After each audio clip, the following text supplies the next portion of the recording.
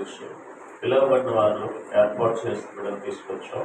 ఇదిగో నాయన ఈ బిడ్డలతో నాతో మీరు మాట్లాడి మీరు ఇక్కడ ఉన్నందుకు స్తోత్రాలు చెల్లిస్తూ మీరు మాతో మాట్లాడి కృపదైశ్యం జీవం కలిగిస్తున్నామని ప్రార్థిస్తున్నాం తండ్రి. ఈ కీర్తనకారుడు రాసిన 119 కీర్తన అంతా దేవుడి యొక్క వాక్యము కొరకు, ఆ వాక్యంలో ఉన్న అనేకమైన సత్యముల కొరకు రాయబడిన ఈ కీర్తన.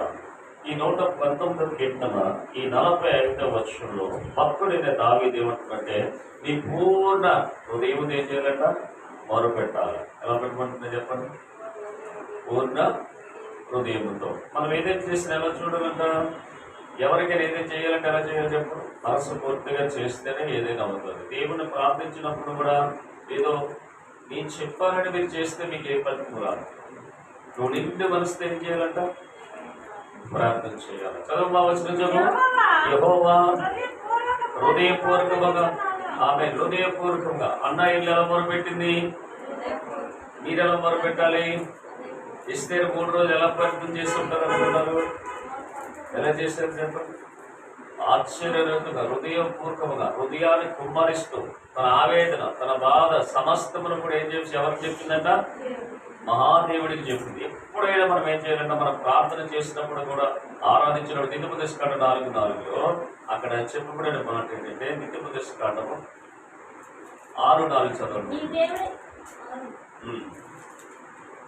6:4 ఇశ్రాయేలు ఇనుము, మన దేవుడైన యెహోవా. మన దేవుడు ఎవరంట, అద్భుత కార్యాలు చేసిన దేవుడు. ఇంకా ఎవరంట, ఇక్కడ కూడా ఏం చెప్తారో చెప్పండి. నీ పూర్ణ హృదయంతో, పూర్ణ ఆత్మతో, పూర్ణ శక్తితోను నీ దేవుడైన యెహోవాను ప్రేమించబడను. అలాగే ప్రేమించడమే కాదు, ఆరాధన కూడా అలాగే పూర్ణ హృదయంతోనే చేయాలి. ఆమేన్. పూర్ణ హృదయంతో ఆరాధన చేయాలి.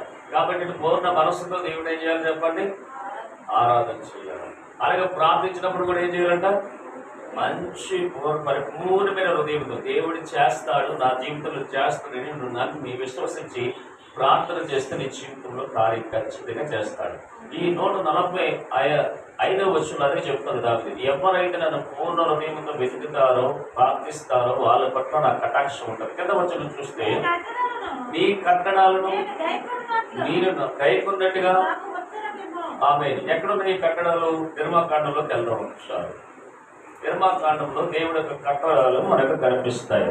కట్టడాలు అనేది 10 కమాండ్స్ అనేది దేవుడు ఏం చేసిన 20వ అధ్యాయంలో నిర్మాకాండంలో మోషేకి దూరగా దేవుడు ఇచ్చాడు.